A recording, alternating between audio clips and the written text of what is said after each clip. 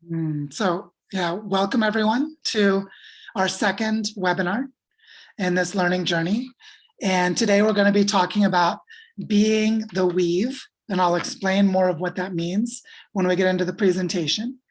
But what I want to begin by saying is that I understand that there's a lot going on in the world right now and a lot of things that could be causing stress or even trauma or grief, at minimum pain and discomfort for things that are happening in the world. For those of my friends in the United States, I know that some very specific things that unfortunately have been long in the works, very destructive things, but are manifesting themselves very clearly at the moment.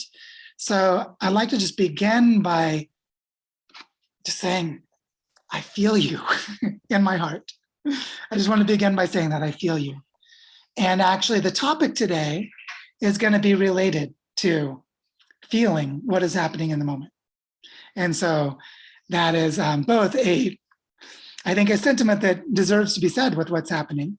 For those who are not in the US, you've probably heard that Roe versus Wade has just been revoked, which is a policy framework for protecting women's right to have sovereignty over their own bodies regarding medical decisions. And it's actually connected to something much more insidious, which is that they've used arguments based on interstate commerce. So they're actually dismantling a lot of core infrastructure of supply chains, and things that are even worse than protection of abortion are actually happening. And so I worked in political strategy, social movements, strategic framing for a long time. And so I have a disturbing amount of knowledge about how insidious this movement is, more than I will share right now. But just to say that my heart goes out to everyone who is struggling under this situation. I'm going to go ahead and mute everyone so that when we start the presentation, there just aren't distractions in the background with noise. And Stephen, I'll make you a co-host so you can help me with any technical support that I may need. What I want to say right now is that last week in our first webinar, I always start these learning journeys, regardless of the topic, with our planetary crisis. I always start just by naming this need for a shared understanding of how serious this moment in planetary history actually is. And what I want to start with today is I want to start exploring how we can create supports to each other so that throughout the rest of this learning journey, during the time that we're in these 2 months together, we actually can help each other to make changes in our lives. And one thing that came up during the community calls was a few people already started making big changes in their lives. One of you is on this call right now. I won't name you, but a dear friend of mine in Greece, who knows who I'm talking about, had such a powerful experience with the webinar that they began making changes, big changes in their life. And so just want to name the significance that this is not a course where you learn something and then apply the knowledge. This is a supported conversation that lasts for 2 months, during which time we form relationships with each other and we find ways to help each other in our real lives. And so the significance of people already stepping into big changes, or some of you did before arriving in this learning journey and are already midway into them, or very far along in them, that one thing that's going to be really important for us is to, as much as we can, direct these conversations back to our own lives and to each other, to supporting each other. And when we had our host team call on Wednesday, and we talked about what happened in the community calls and how did people respond to the first webinar, one thing that was really present to us was the opportunity to name the field of existing potential that exists in our relationships to each other. And that by feeling our relationships to each other, we can start to actively and consciously design supports for each other without waiting a moment longer. We don't need to study it for a while and then eventually go and practice it. We can put it right into our lives immediately. And this is how we come up with our topics for the webinars, is the host team discusses what did we see, and then we create the new topic. And so it just felt like we should jump right in to how do we weave into the moment where we're in relationships with each other And our moment-to-moment connections enable us to create things together. And so rather than trying to do this as a more advanced topic later in the learning journey, it really felt appropriate to say, what if we begin the learning journey by naming the social supports we can be to each other? And so this is part of the motivation for the topic being the weave. And I think you'll see in the way that the presentation flows that I'm going to try to make visible some patterns. Some of you may already see them, but I just want to be sure that we have something like a shared lexicon, like we can see them together for the rest of the learning journey. And so that's sort of like the motivation for the topic today. And so I'm going to start the presentation in just a moment. And what I'd love if we can just wait for questions until the end and then have questions and discussion, and we'll see how this flows into the community calls that start tomorrow. So I'll probably spend about 25, 30 minutes giving a presentation, and then we'll have some time for discussion afterwards. So let me go ahead and jump into the presentation.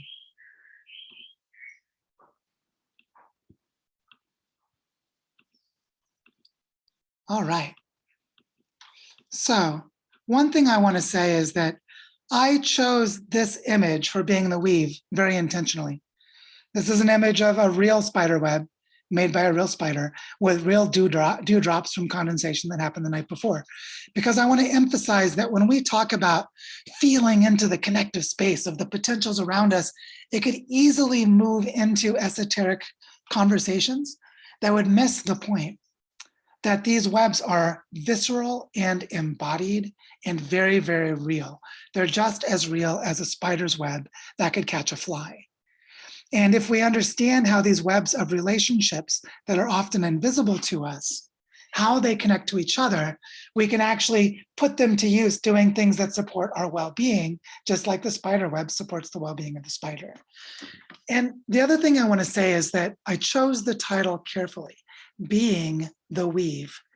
So what I want to stress here is that unlike the spider that weaves its web, as though the web is somehow separate from the spider, I want to say in human social webs, we are both nodes in the web and strands in the web. And also we can be weavers of the same web because they're not disconnected. There's no way to connect the weaver from what is being woven. And so what I want to invite during this webinar is how do we become the weave consciously and intentionally as we're weaving? How do we step into that shamanic role? How do we step into that world creating role by being the weave as it's happening? And there are a couple of very important storytelling steps we have to take to be able to be the weave and to be able to be it together, where I know I'm being the weave and you know you're being the weave, and then together we can be the weave as we're weaving with each other. Part of my motivation for this is a very common situation for people who understand the collapse that's happening in the world, which is really captured by this question. What should I do when the world is collapsing around me? I can watch financial markets going crazy. I can watch war over scarce resources. I can feel like my institutions are breaking down and increasingly dysfunctional. I can feel like the ability to discern and make sense of things is going away. But what should I do when the world is collapsing around me and no one else sees it? What happens when I see these patterns of collapse and I feel alone because I feel like no one else is acting on the same reality? Do I just pretend that things are normal and behave like everyone else? Do I act crazy and do things that don't make sense to people who hold a different normal than I do? See, what I want to emphasize here is there is an embodied way of being that is the way of being that feels anxiety and loneliness about seeing collapse in the world because the feeling of disconnection from others who don't seem to see it or aren't acting on it. So what do I do when the world is collapsing around me and no one else sees it? And that leads to this picture. This picture is something I found from a Google image search. I don't know who the artist was that created it. But for me, it really captures something important, which is that for about 15 years of my life, this image pretty much captured how I felt. I was standing alone in a world of destruction and despair. And I was watching the world die. And I felt isolated from all the people who were talking about buying a house, getting married and having kids, as if the world is just going to be normal and safe in 30 years. And being trained as an Earth system scientist and having deep, intimate knowledge of what was happening to the planet, I just couldn't see it that way. And so instead of being surrounded by like-minded people, I was watching the destruction of the world from my own personal TV screen inside my mind, and I felt alone. And this lasted for 15 years, until 2016, when I started putting out signals to, as our friend Benji Ross, those of us who know him here in Earth Regenerators, as I started, as he says, finding the others. I started finding the others. And Earth Regenerators was born in 2020 when I wrote a book and attracted a lot of others. And we started building social supports with each other. And I stopped feeling like this person in this picture. And I started to feel something more like this. I started feeling like I could be present to what was emerging around me. And I could be present to it in a way by grounding into my body with mindfulness practices, with stretching and yoga and breathing and meditation. And as I connected more to my body, I could find the ability to look into the horizon of the possible future from a place of greater peace or calm. But I couldn't do that for a long time because my world previously was like this. Everyone else is around me is acting like things are normal, but I'm seeing things like melting ice sheets. I'm watching yet another wildfire because they're not isolated events. I'm watching markets crashing all around us and all the indications that other markets are going to crash soon. I'm watching species going extinct and feeling the pain of the permanent loss, or as Paul Ray famously said, the death of birth. And I was just left with this hollowed feeling of endless grief. Feeling things like peak oil and knowing that our entire infrastructure and human population only exists because of non-renewable resources that are running out. And of course, peak everything, that just the material consumption of our consumer market economies was an ecological overshoot, was destroying the biosphere and was going to cause the global economy to collapse. But see, the question I had to ask was, am I alone in this? And the way I found this ability to sit in a place of calm and feel into the future was when I found the others who felt alone too. And as we started to feel alone together, we began to discover incredible ways to heal ourselves and to heal each other. And we began being the weave of connection between us. You see, this is really how the world is and is going to continue to be. Most people are going to react to symptoms of whatever's happening, the current crisis, the current issue, like, oh, Russia invaded Ukraine, which is just another example of resource grabs in a resource scarce world, in a world that's been in ecological overshoot for 50 years, but it's being described as an isolated global event. Most people are reacting to symptoms when they're actually deeper causes. But as Earth regenerators, we must learn how to discern what is really going on and act accordingly, not just react to symptoms, but react to the root causes. And this is one thing that can give us a common place of experiencing reality and how we can weave together in collective efforts. So for example, this bit of wisdom from Rabindranath Tagore, the one who plants trees, knowing that he or she will never sit in their shade, has at least started to understand the meaning of life. That someone who realizes that ecological restoration may not lead to immediate benefits for the crisis of the day, but does actually cultivate capacities for solutions in the future, is someone who is acting on the understanding that ecological degradation and ecological overshoot are root causes. And so this is an example of a way of thinking that's very different from, what should I do with my retirement? Should I sell my car and buy a new one? Should I move to a bigger house? Should I take that other corporate job in a different city? While most people are responding to presumptions of normal, someone who goes off to plant trees that they'll never sit under is someone who's experiencing a very different reality. I have an example of this. This land here is called Origen del Agua, the origin of water. This is land here in Barre Chara, Colombia. And a year and a half ago, we crowdfunded and raised $50,000 through Earth Regenerators to buy this land. But what I want you to notice is how scarred and eroded the land is. And how I could have easily seen this land as dead or dying. But because I was living in the reality of regeneration and regenerative design, I could feel the regenerative potential of the land. I could imagine it with water running across it, with healthy soils. I could imagine it covered by forest. And so as I began telling people the story of this possible future, I was seeing the world very differently than how others might see it as possibly a place with a pretty view to build a house and place your mansion, or possibly a place that's so degraded that the land is dead and there's nothing that can be done. But by looking at the root causes, how did the erosion occur?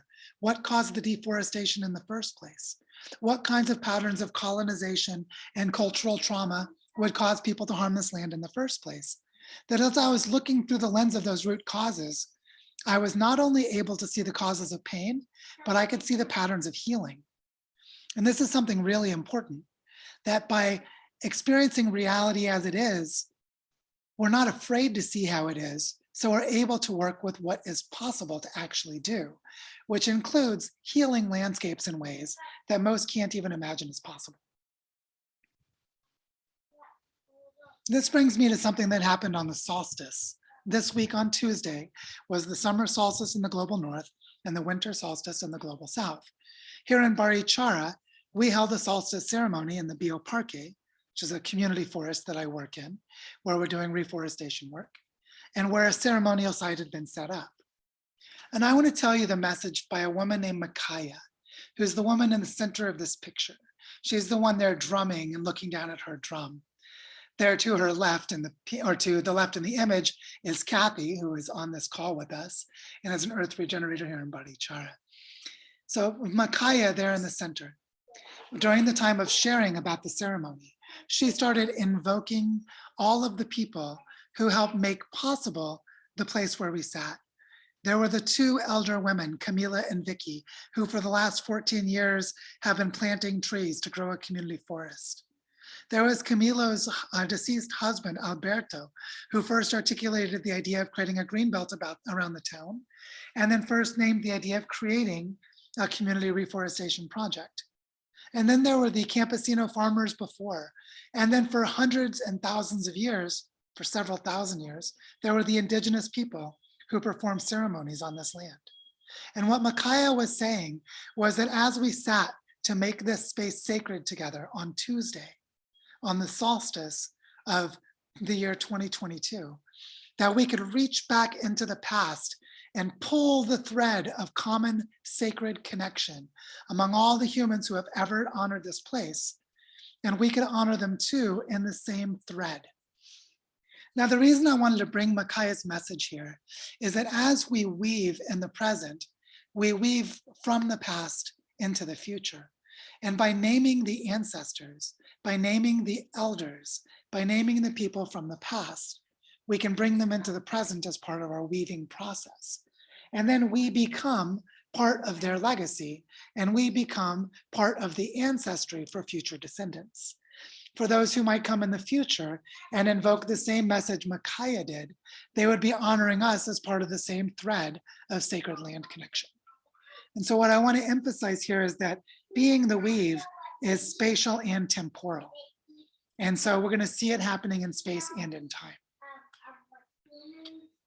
Now, this is the scary fact, and this is what we talked about in our first webinar, that only a thread of humanity will survive planetary collapse.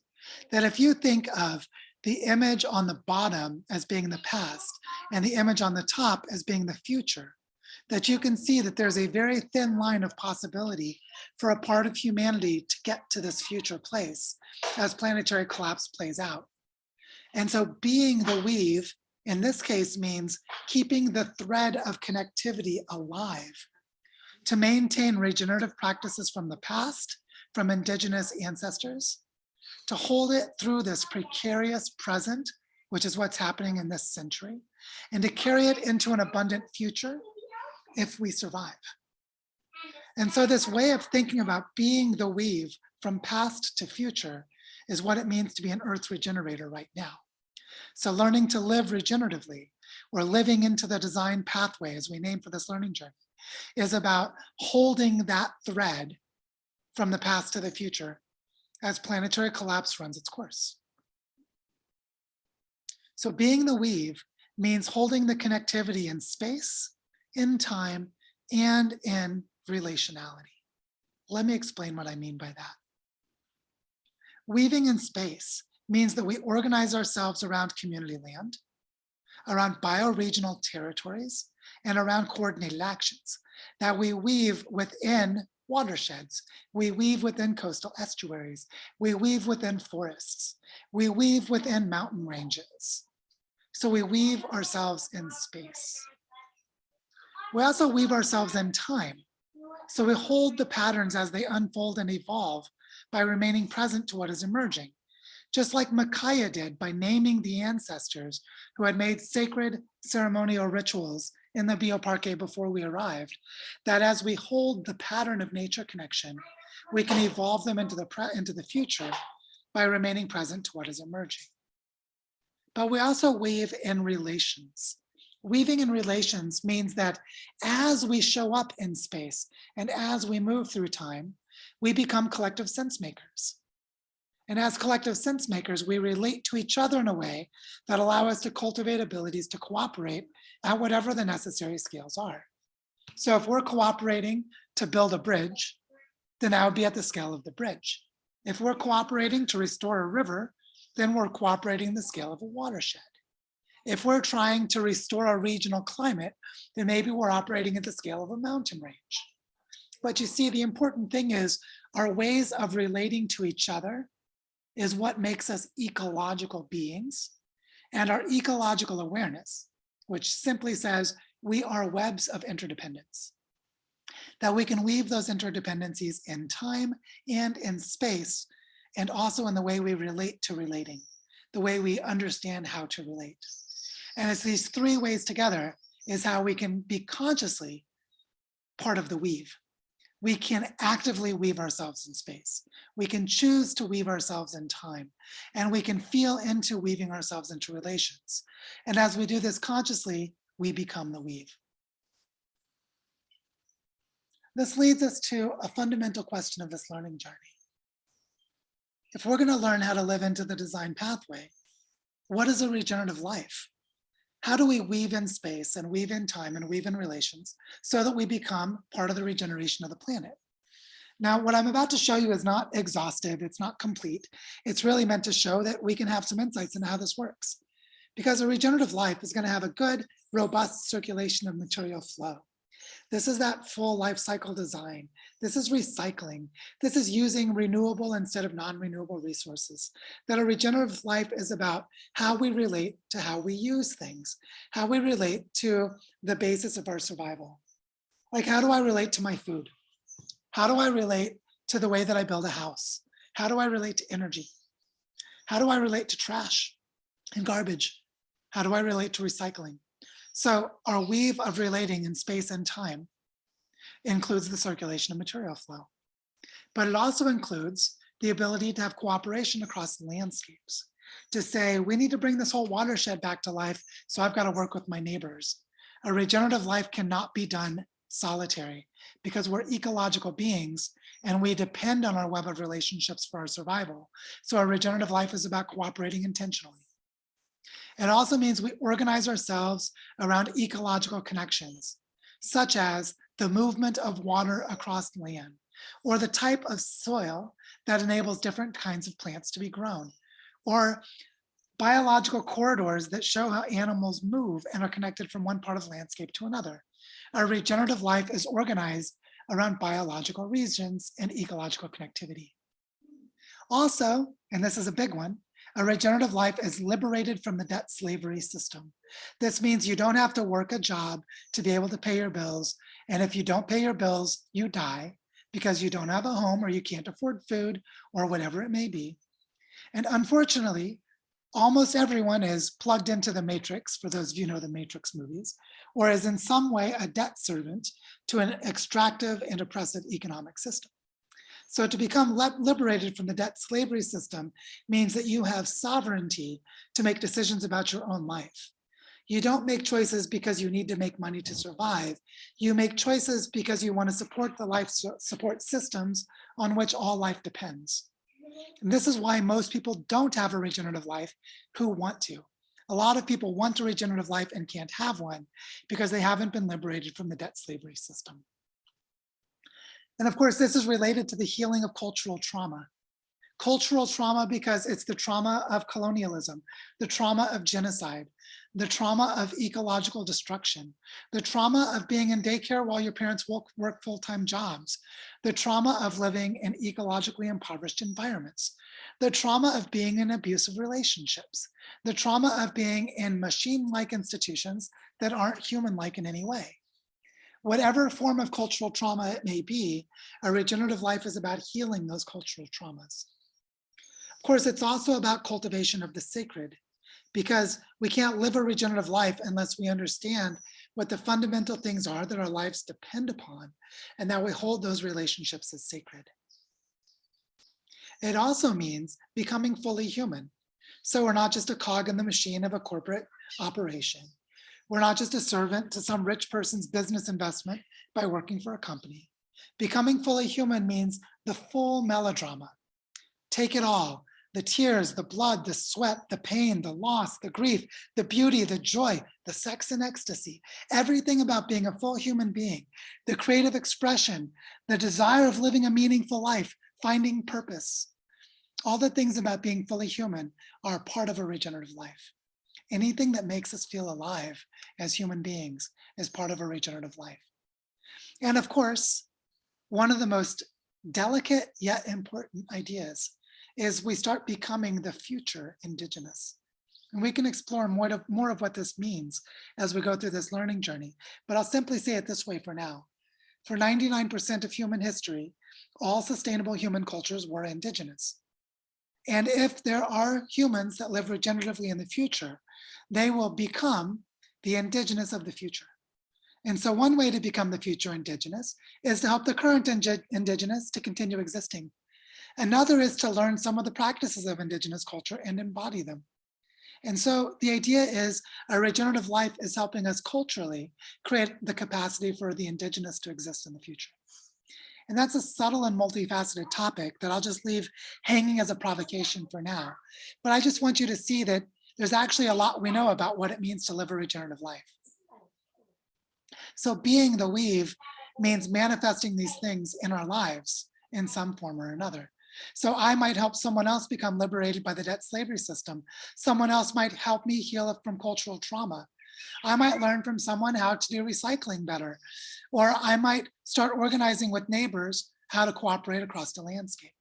But whatever it is we're doing, it's connected to being the weave in space, time, and relations. So the basic structure of this learning journey is that we're mapping out what it means to live regeneratively, which we're going to keep doing. I didn't finish the job in that last slide. I just started it. So we have a lot more to do. We need to map out what it means to live regeneratively so we have a shared understanding. We need to create support structures for each other, which means literally being the weave of connectivity between each other so that we can live more regeneratively than we do now. And we need to help each other make decisions and take actions during the next 7 weeks and beyond. And this is the basic structure. We'll continue mapping it out. We'll become supports to each other in our community calls, in these webinars, in other ways we can't even imagine yet, but maybe by week 5, it'll be obvious what we should do. And we'll help each other make decisions and take actions now, not in the future. Yes, in the future too, but we don't have to wait for any of that. This image of an indigenous weaver, this to me really captures what we're talking about. Being the weave means to feel and see the global pattern. Notice how this woman feels the global pattern. She understands the logic of the pattern of the tapestry she's creating. But we tend to the local need embedded within the understanding of the global. Look, here she is fixing a little piece of the tapestry because she knows how it relates to the larger pattern. Without that larger patterning, we cannot tend to the local need. And if we confuse the local with the global, then we might attend to the wrong local need, or we may not create holistic global patterns. So we have to do both at the same time. And that means we have to be present to the now. We have to feel the weaving that happened before. We have to know that there's more weaving to do. We have to understand the pattern logic of how the past relates to the future, so that as we're present now, we're continuing the weave of the past into the global pattern of the future as we tend to the local need.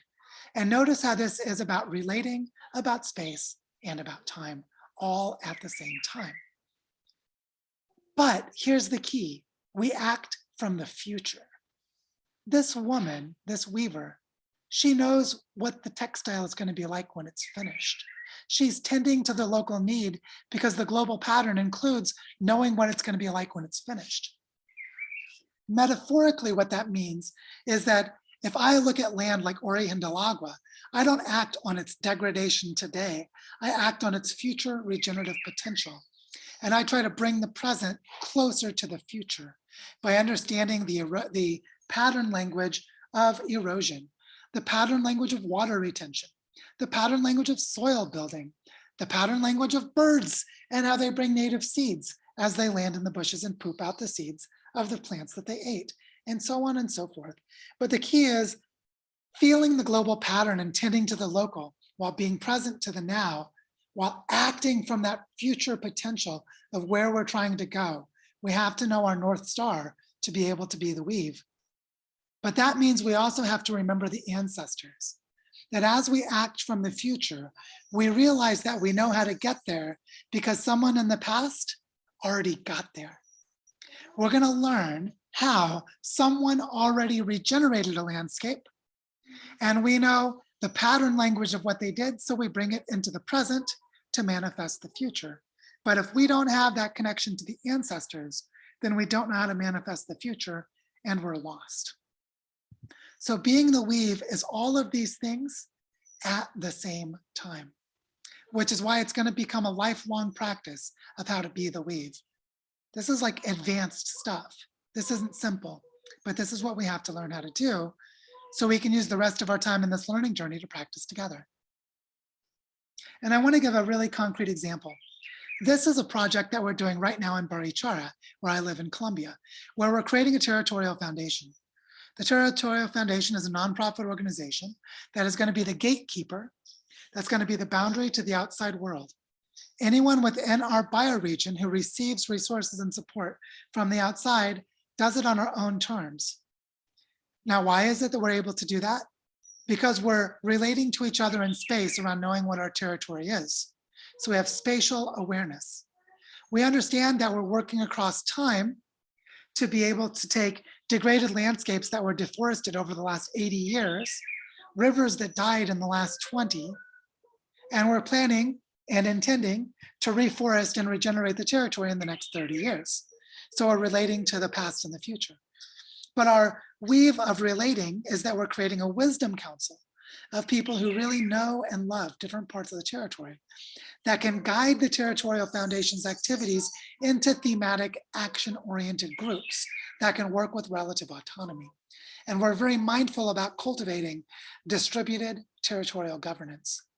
So I just wanted to name that this is work in progress. This is something we're doing right now in Barichara, where being the weave means creating an outward-facing legal structure that has a relational pattern of wisdom in an advisory council represented by members of the community, and then organized around action flows like restoring watersheds, education of children, preserving cultural knowledge, nature connection and the sacred, whatever the thematic groups may be. And as we consciously explore space, time, and relationality, the Territorial Foundation will become a collective sense-making tool for our own bioregional regeneration. And I just wanted to show you this to you to say that we're creating this Territorial Foundation. We're already more than a year into the process, and we are being the weave in exactly the way I've described. So this isn't just theoretical, this is embodied and real. And I just want you to understand that as we embody it, the conceptual clarity that I'm gaining, that I'm presenting to you now, comes from the experience of living it. And living it is what we have to get good at doing. Also, here's another example where we have this piece of land called Las Albercas, which we're in the process of purchasing to place the Barichara Ecoversity. Some of you will be really familiar with this story if you've been around the Barichara work before. But I want to relate it to what it means to be the weave, because this Barichara Ecoversity is relating in space, time, and relationality to the territory. And I just want to give you a little example of how that works.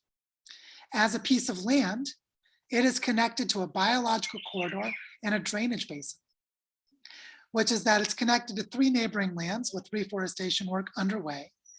There are already 30 other hectares of land, including the bioparque that I work in, which is at the top of the cliff. And so it is spatially connected to existing reforestation efforts. So if this land joins the reforestation effort, it can create integration and amplification and deepening of those existing efforts, which means it relates to the work that was done in the past, the work that's being done in space by working physically with its neighbors, and changing the relationship of the neighbors as it goes. It's linked with ancestral footpaths and is near the town. This sort of salmon-colored line that I drew down the cliffside is one of the ancestral stone paths that you can walk to from the village of Barichara directly to the land of Las Albercas, which means it's connected to ancestral lifeways, it's connected to ancestral infrastructure, it's connected to the village and all of the capacities of the village. And this connectivity in space, time, and relationality is part of how this land becomes part of the weave. It also was historically filled with water, with 3 currently dry, 3 well springs where water came out of the ground, and a stream that continually had water until the 1970s, which means understanding that historical ecological reality means that it's got regenerative potential for the future. And I just wanted to show you that being the weave with land is about connecting the land to its neighbors, to the history, and to its possible future. And of course, as we're creating the Barichara Ecoversity, we started this pledge drive where we're raising money to help us finish the purchase of the land, to start creating educational programs, to integrate existing projects in the territory. And I just wanted you to know that this is happening. And I wanted you to know it's happening in the context of being the weave, because while all of this work is happening within our physical territory here in Colombia, we're also weaving out into social media, into the Earth Regenerators community, collaborating with people who have money, collaborating with people who have different kinds of knowledge and expertise. And we are being the weave by creating the context so that the land itself can become community land. Because if we have debt on the land, then the land has not been liberated from debt slavery. So we need to raise the money to liberate the land. And I just want to show this to you to say that this way of thinking, of being the weave for liberating the land, is part of how the Barichara Ecoversity is learning how to relate to the rest of the world. And so we could talk more about the details of this, but for now, I just wanted you to know that this way of being the weave is what led to this model of fundraising. And it's led to this model of this collaborative design and distributed governance, which is what we're working on creating right now. And then there's this. This is another picture from the same solstice ceremony that happened on Wednesday. That woman standing there in the red shirt, her name is Mary Lou. Mary Lou is leading us in a song, a very particular kind of song, where she's asking each person to sing their name and go around the circle to the left. So she's singing, and then there to her left in the white t-shirt is Paul, and he's gonna sing his name. And then he passes to Vito, which is the woman to his left, and she sings her name. And then she passes to Kathy, who's in the pink sweatshirt, and he'll go around the circle. And the reason that I wanted to share this is that we are all people who feel planetary collapse, and we come together in ceremony to feel the presence of each other. And as we sang our names in this very simple way, we became woven into a moment of significance through the binding power of ritual. The use of ritual to help connect time, space, and relationality is time-tested and proven in every religion in the world. So here we are practicing a very simple ritual. Sing your name as we go around the circle. Play the drums if you like. And as we made this circle, we became a weave of song, and we became a weave of ritual. It's so natural and easy for humans to do this that we do it without even thinking about it. But here it's intentionally being done as a ceremonial act. So, if you remember how I was for 15 years, this image of the lone person staring into the abyss, that part of being the weave is to take clear steps away from isolated despair and into purposeful community, where we become communities of purposeful action that bind us together in common cause so that we consciously become the weave of possible futures. The way I see this looking is like this, that if you think of this image here from left to right, that the left is the past and the right is the future. Now, there's a time in the past that's a little vague and fuzzy because we don't know everything that happened, but we're much more aware of what's happening around us in the present if we have mindfulness practices to remain present. But then we're also much more vague and uncertain about the future. So being the weave means finding this place of groundedness and stillness in ourselves to embrace the present moment so that we can feel into the cultural and ecological history that brought us to where we are. And we can dream into regenerative futures that are grounded in where we are because we know where we came from. This is the pattern of wayfinding. The pattern of wayfinding is you find your way into the future by knowing where you came from and by knowing where you are now. So being the weave is the mindfulness practice of doing this continually for the rest of our lives. Now, I want to just place this in a larger context because something I found that's helpful is when I step back to the larger context, it actually helps me manage very difficult moments. This is one of the largest contexts. This is the 13.7 billion years of history from the Big Bang that says, where are we in cosmic evolution? When there was no time or space, it began to expand. It created a giant quark soup. Eventually, the first atoms formed, then the first molecules, then the first stars and galaxies. Then some of those stars exploded into supernovas, created higher, heavier elements, which created second generation stars and planets, which includes our own. And then our planet had life evolve on it, and so forth. The reason I share this giant story is that part of who we are now is we are part of this epic cosmic narrative. And the better we understand this, the more we can realize how important this moment in history is, because it's never happened before in the history of our entire planet. Also, it's helpful to remember that we're always embedded within systems so much bigger than us that we can't even see them. I like this picture because it's a funny joke. Here's the Milky Way galaxy, and it says, look, you are here. Most of us have no idea where we are in the Milky Way galaxy. Okay, where are we in the local cluster of galaxies that the Milky Way is a part of? Most of us have no idea. So the important thing is, as we learn to relate to ourselves in space and time, we need to gradually expand our awareness of just how big and inclusive our contexts are. While we may never actually get to the scale of the entire Milky Way galaxy, it's just a good cosmic reminder that there's always more to the context than we can see.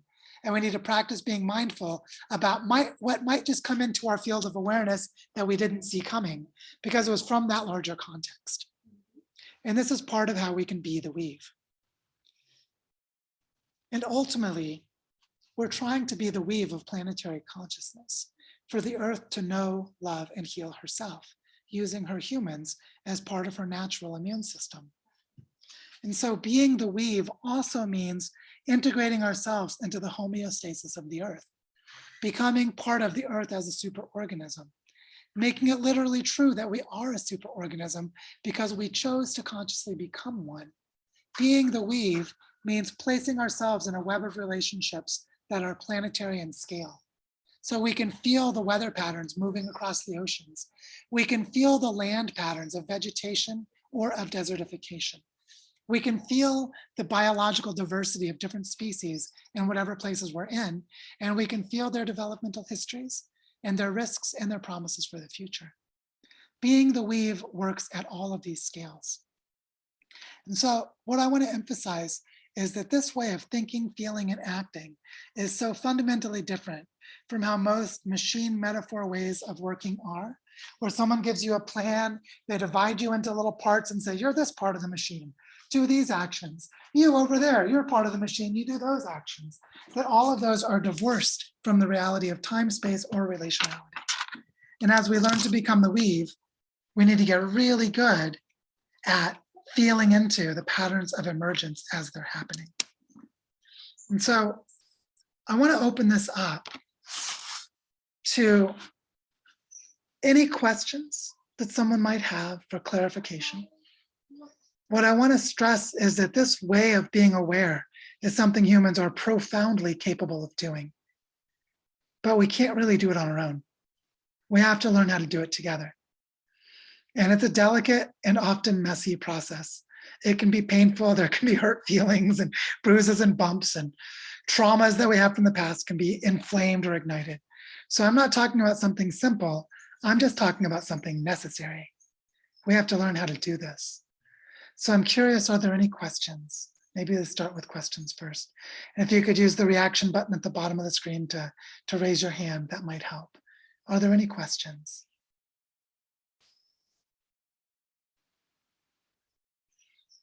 Just taking it all in. Yes, Brian. Yeah, I'll jump right in.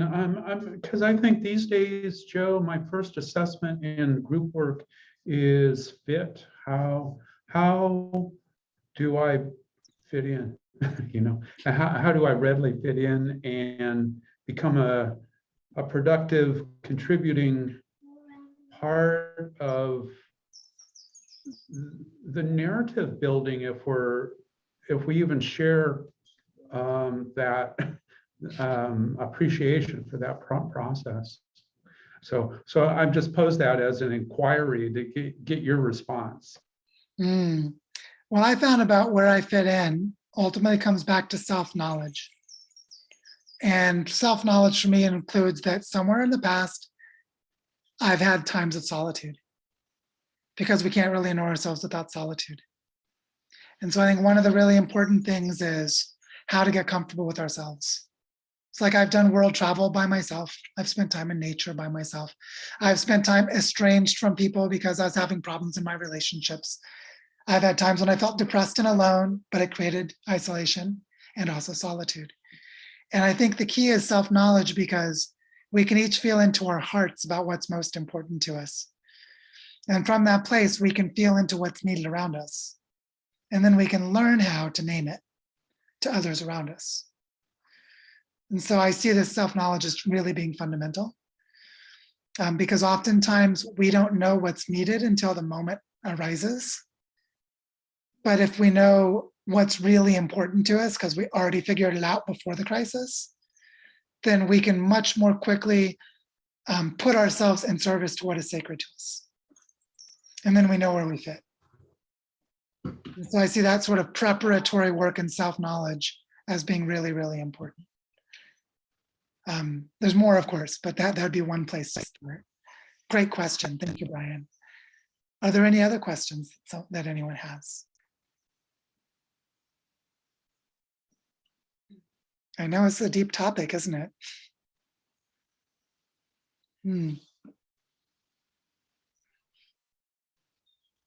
Well, maybe I'll ask this question, and this could just be for you to reflect upon. Have you experienced being in the weave? Have you been in a moment where you knew exactly how to relate to what was going on? Have you had that feeling of being in harmony or being in psychological flow because you knew what you were supposed to be doing? I'm just curious, because as we learn how to live regeneratively together, we need to call upon our past experiences to help us see that we actually know how to do a lot of this. It's not as esoteric as it may seem. Another question I have is, does this topic feel relevant? Does it feel important? Does it speak to where you are in your life? Does it just prompt you to think into things you need to get more clear on, or things you might want to bring to the community calls that start tomorrow?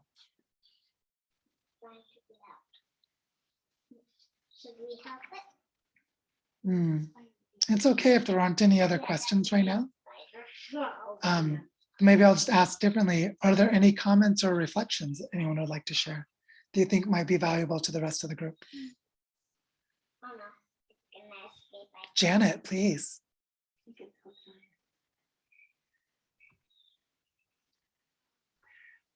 I'm choosing to engage spontaneously in this moment. I don't have anything planned to say. I'm deeply touched by your presentation. I've practiced slowing down to be present in the now so much. And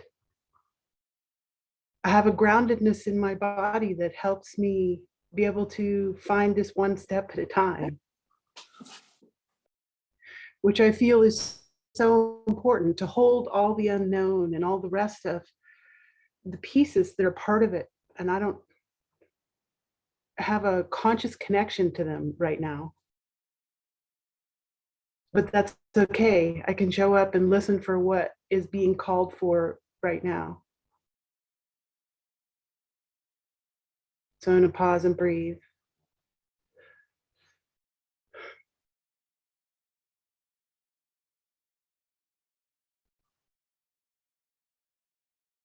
I guess what emerges right now is how much that I really appreciated your statement about solitude, and I guess part of my practice is how to be with myself while I'm with others.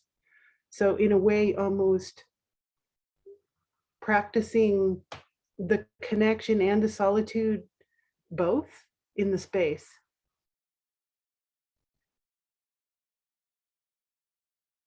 Oh, that's a good one. That is a good one. Yeah, thank you for that, Janet. I think that's a really important tension to hold. I see Klaus has raised his hand. Klaus, please.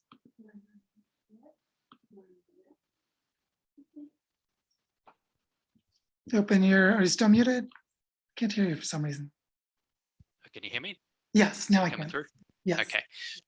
Two things. The first was when you shared the story of this ritual, singing in a circle. I would love to do this with this group, and or other ceremony that makes sense. And maybe that's best placed for the calls, the smaller groups tomorrow.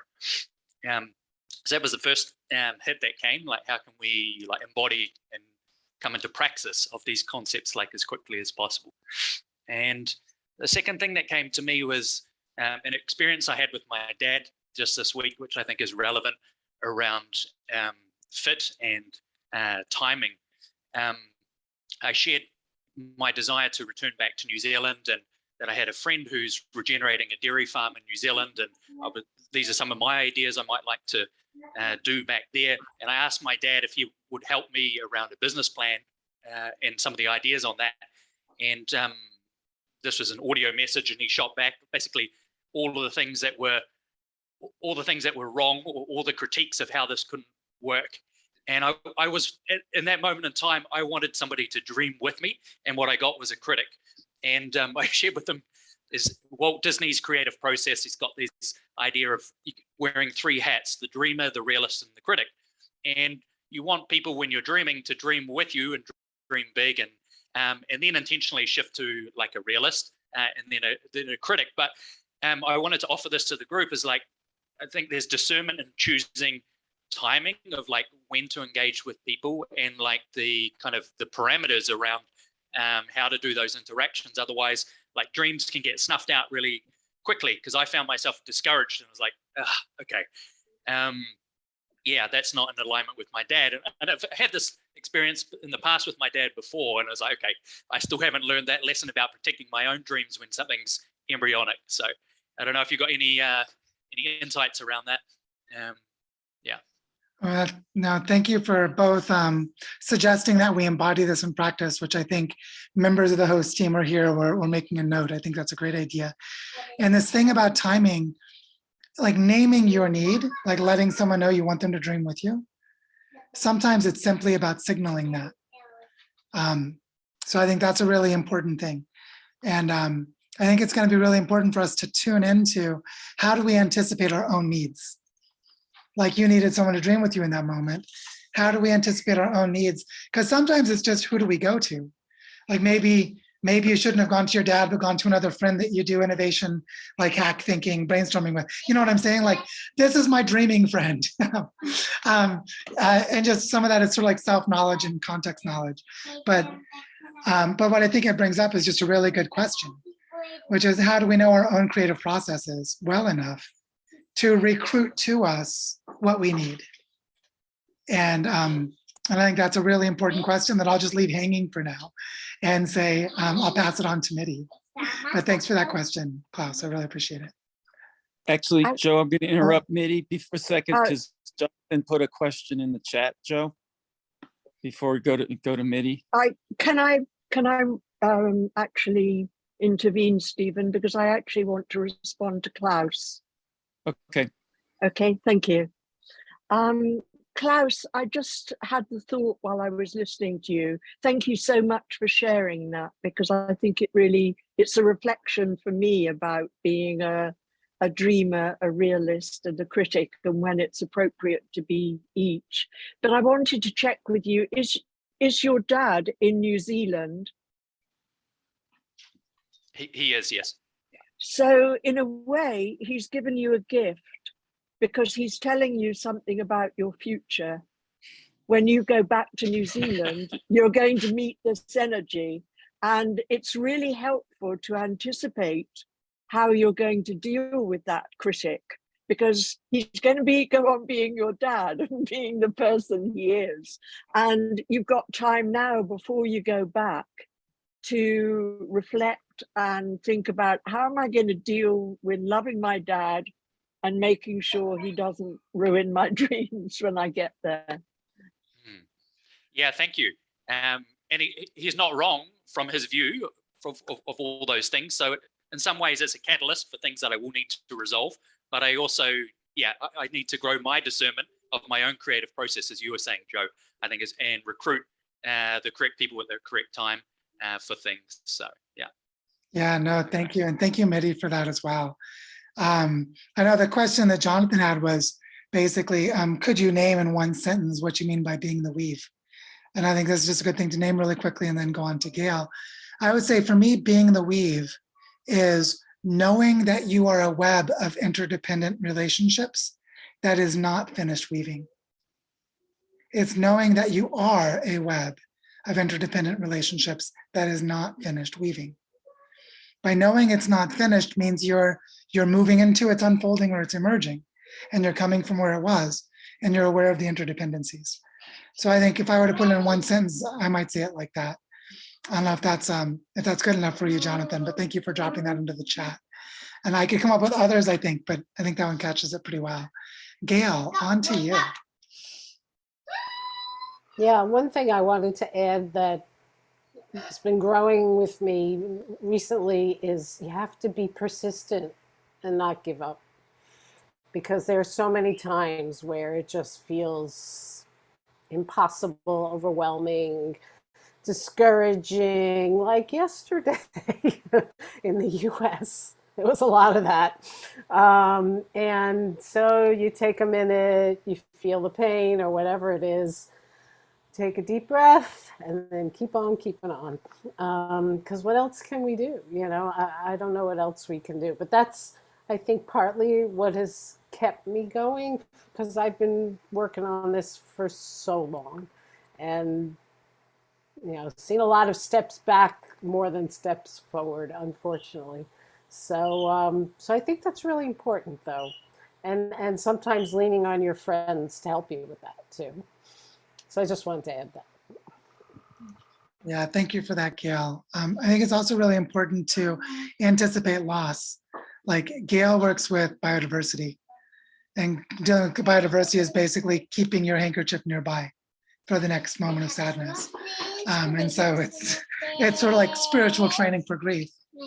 What I'd love to to maybe ask in, since it seems we might be at a good place to just let this absorb and soak in, is that I want to just name again why I feel this topic is so important to share. Is I think it's really important for us to feel together how we can feel together. I want us to feel together how we can feel together, because we need to practice feeling together. And the reason I say that is that I've already noticed this learning journey seems to be different from previous learning journeys, in that there are more people who are beginning the journey already in transformational changes in their lives. And I think it's just where the world is. I think that 6 months ago, there were a couple of people in that learning journey who were going through transformational changes that the learning journey facilitated. But now I feel like many more of us are in that place. Then in the next 2 months, a lot of you are going to make some important or big changes. Some of them might be really scary. And so the sooner we feel into this ability to connect, the sooner we can recruit it and support us the way that Gail said, the way that Klaus said, to help us dream when we need to dream, to hold us when we feel pain, to celebrate with us when things go well, or simply just to say, damn, it's messy and it's complex, and sit in that humility together. And the sooner we practice that together, the sooner we can acknowledge that if you look at these other screens, the other people here, we're all human beings with really messy, difficult lives. And we're going to need help from somewhere. And the more we become sensitive and aware of that, the more we are sort of prepared, proactive to be mutually supportive to each other, to help us move through things. And I think that we just all need to practice that, because all signs indicate things are going to get more intense as we move forward. And so we're still in the warm-up period of some of the collapse patterns. And so, so just realizing that. Brian, I see you raised your hand. Yeah, Joe, I'd like to touch upon a theme that you seem to be visiting and revisiting this last week, starting with your orientation last week, where the three components was, and forgive me for paraphrasing, kind of a planetary awareness, a psychological grounding, and the capacity for grief. And you mentioned that referred to that capacity a couple of times within the last few minutes. I understand that along the lines of the Kubler-Ross loss model, if you're familiar with that. So it is, the loss model involves steps of denial, anger, bargaining, depression, prior to acceptance, right? And that seems so profound. It seemed profound to me when I listened to the video, that with my appreciation for states of consciousness, it literally our ontological being, who we are kind of at our core, or and in relation to others. What this work as practitioners, sharing and embracing, participating in this work, the most salient underlying component to me seems to be change. And so it seems like there's a real challenge that in the change, that you're giving up something, you're losing something, you're losing the connection to the status quo that you've been embedded in and have become, miserably comfortable in being embedded. But I'm just wondering if you can kind of coach, you have any encouragement for,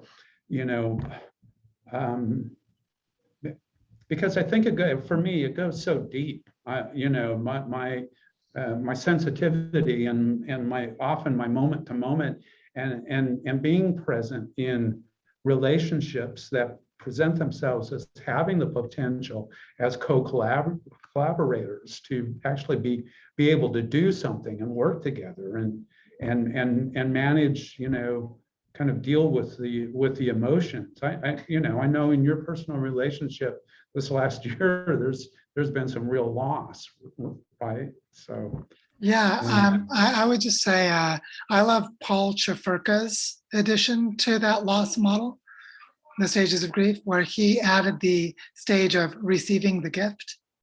Just after acceptance, you receive the gift. And I found this to be true. And do you think in the realm of resilience research and positive psychology, where someone has a traumatic experience, but then they have post-traumatic growth, and they're actually healthier and more capable after trauma, which has very special circumstances for that to occur. To have post-traumatic growth, you have a traumatic experience, it breaks you down because trauma breaks you down, but then you're actually psychologically healthier afterwards. When that happens, there is a reintegration of the trauma into your new identity.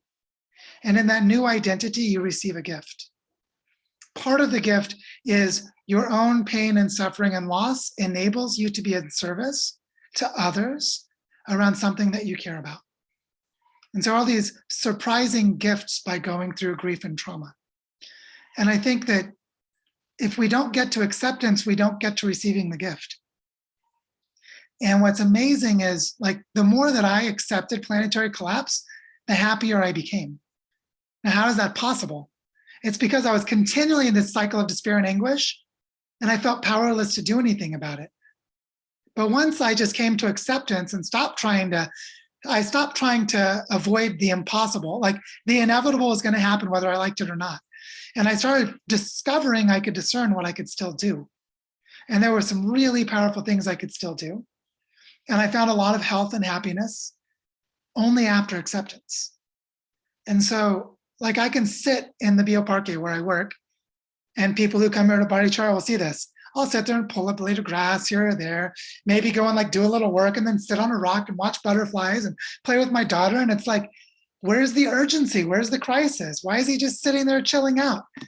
Well, it's because I've learned how to relate ecologically to the context. And it's incredibly healing. And by the way, you learn a ton by just being present and being calm. By being present and being calm is when I notice all these little surprises. And that has been so healing. And it's been so powerful for me to be an ecological designer, because then I work with all that awareness to guide the next step of ecological restoration. I notice the little things because I'm paying attention. And so there are these little surprises that come from acceptance. And they're actually not little surprises, as it turns out, because they transform everything. They just sort of accumulate to a very different way of being. But we have to get to acceptance first. And so I guess what I want to stress is that by being here together, we're going to be able to share our stories of struggle and success. And that's actually going to be really, really helpful. Because I may not know what one of you needs. And it may turn out it's one of you who says the right thing without even knowing you're saying exactly what someone else needed. But if we become more mindful of what it means that we're part of a tapestry that's not finished, then we actually can guide ourselves toward the pattern that brings us together. Part of the pattern is our love for the earth. Part of the pattern is our care about the future. Part of our pattern is about the pain we feel about bad things that happened in the past. We have a lot more than that, but just those are patterns, and we share them. And so part of being the weave is seeing the pattern and then being the part of the pattern someone else needs. Not being the part of the pattern I need, I'm being the part of the pattern you need. And how do I know that? Because I understand the logic of the pattern, because I've been through it.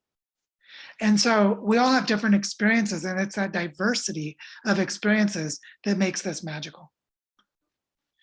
And so what I hope is going to happen is that after you come away from this webinar and you're reflecting on it, maybe you watch the recording and just internalizing it into yourself, that you're going to start to see patterns that you know how to give.